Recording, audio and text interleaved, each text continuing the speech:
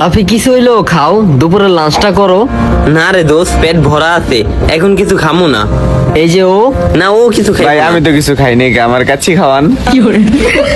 সমস্যা নাই, আসো। ওই ওই কি রে বেটা, তুই না বাসার থেকে খাইছিস? বন্ধু আমি কিছু খাই নাকি, আমি এই জায়গাতে আবার খামু। এ রাফি আহো। আরে মন খোদা রে, মডু রে, তোর হলে বসছে বিপদে। হ্যাঁ কি খাইবা বলো রাফি। না রে দোস্ত, আমি কিছুই খামু না। এই তুমি? ভাই আমি কাচ্চি খামু ভাই, কাচ্চি লন। এই তুই খিচুড়ি খা। না দোস্ত তুইও কাচ্চি খা। না কইছি লন না লন তোরে। দুজনে খাই।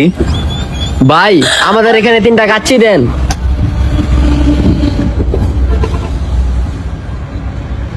তুই কি বলত? ওই খাওয়াইতে চাইতেছে, তুই কে লেখা না করবি? তুই ওরে আরো ভাঙ্গায় খাবি।